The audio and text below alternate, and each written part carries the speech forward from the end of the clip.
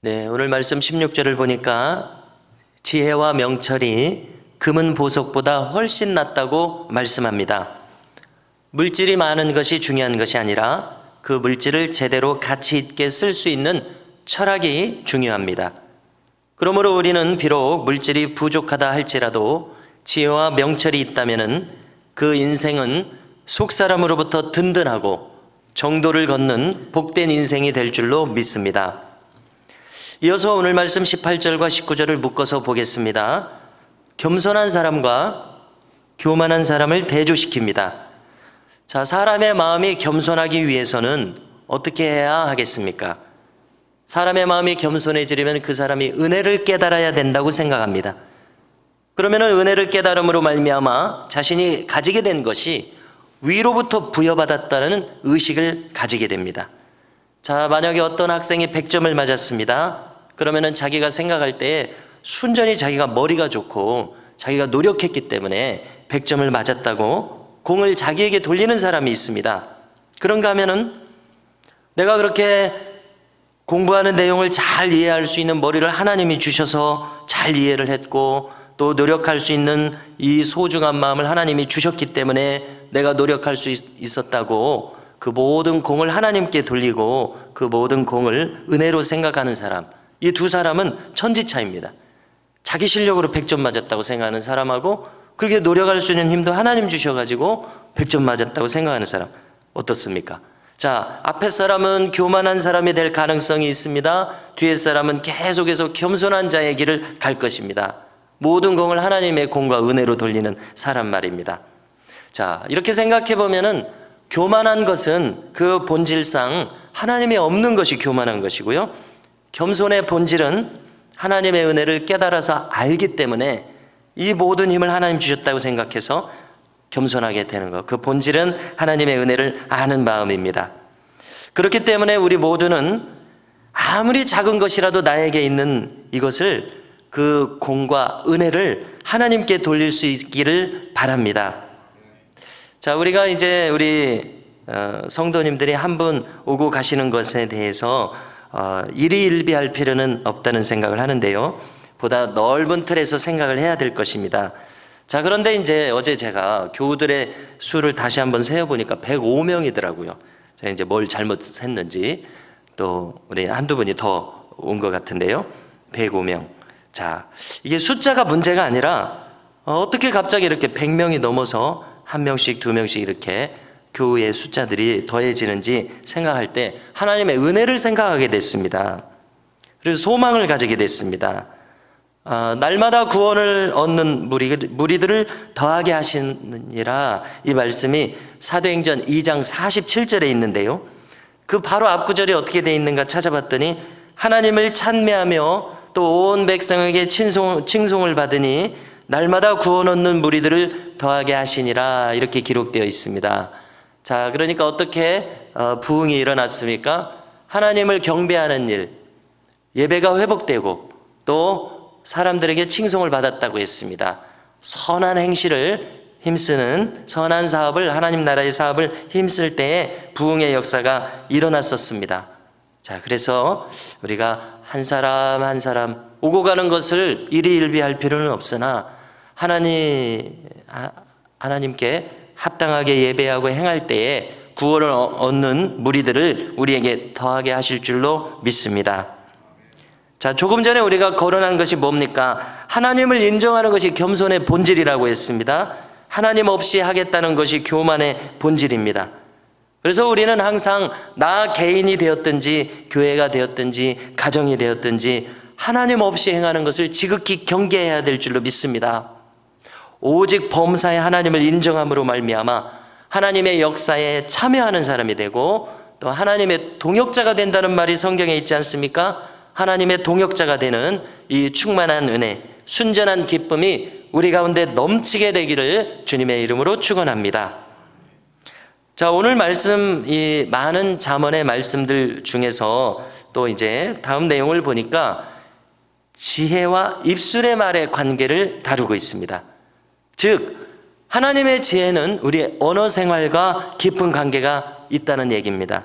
21절을 찾으셔서 함께 읽고자 합니다. 21절 함께 읽습니다. 지혜로운 자의 마음은 그의 입을 슬기롭게 하고 또 그의 입술에 지식을 더하느니라. 아멘. 자, 하나님께서 만일 우리의 마음과 심령에 지혜로운 말씀을 허락해 주시고 그 말씀이 각인되도록 이끌어 주신다면 우리의 입술은 복될 수밖에 없습니다. 자, 어제 오후에 우리가 예배 회복학교를 통해서 나눈 것을 제가 이렇게 간추려 봤습니다. 지혜의 말씀이라는 의미에서 한번 감추려서 말씀드리겠습니다. 자, 제가 어제 우리 마음에 남기고 싶은 것들은 4가지더라고요. 자, 첫째로 예배는 하나님의 일입니다. 십자가의 구원을 행하신 이 하나님께서 하나님의 일을 행하신 다음에 우리를 이 예배의 자리로 초청해서 예배의 부름으로부터 예배가 시작되더라는 겁니다. 예배는 하나님의 일이라는 거고요. 두 번째로 예배의 정신은 드리는 것이 먼저고 받는 것이 나중입니다. 제가 요약하느라고 좀 어려움을 느꼈는데요. 이걸 다시 지금 요약을 해보니까 선경배 후 은혜, 이렇게 요약하면 말이 짧아지더라고요. 선경배 후 은혜, 드리는 것이 먼저고 받는 것이 나중이다. 선경배 후 은혜, 이것을 기억했으면 좋겠고요. 세 번째로 예배는 하나님의 가치에 합당한 영광을 돌리는 일입니다. 하나님의 이름과 하나님의 가치에 합당하게 예배를 드려야 되는데 우리가 부족하게 드리면 안 되겠다는 생각입니다. 우리의 마음과 가지고 있는 모든 것 하나님께 드릴 때 하나님의 가치에 합당하도록, 얼마나 귀한 내용입니까? 네 번째로 예배를 드릴수록 하나님의 속성과 성품을 닮아가야겠습니다. 너무 귀한 말씀이죠? 우리가 이렇게 지혜로운 생각들을 마음속에 품을 때에 우리의 입술도 복된 말이 나올 줄로 믿습니다. 24절을 보니까 선한 말은 꿀송이 같아서 마음에 달고 뼈에 양약이 되느니라, 이렇게 말씀합니다. 선한 말을 우리가 입술에 품으면은 우리의 심신도 건강해진다는 말씀이에요. 그렇지 않습니까? 자, 사도 바울도 데살로니가전서 5장 2절을 보니까 악은 모양이라도 버리라고 했습니다. 더 자세히 보면은 악은 어떤 모양이라도 버리라, 이렇게 말씀했습니다. 자, 어떤 분이 말씀하시기를 아이고 죽겠네 하지 말고 그 말을 살짝 바꿔서 아이고 죽게 있네 이렇게 바꾸라는 말을 들은 것을 제가 기억합니다. 한번 해보십시오. 아이고 죽겠네 이렇게 하지 마시고 아이고 죽게 있네. 자, 이게 무슨 의미입니까? 말을 바꾸는데 생각을 바꾸는 거죠. 이렇게 힘든 거에도 주님의 뜻이 있겠구나, 주님의 뜻이 있겠지, 합력해서 선을 이루게 하시겠지.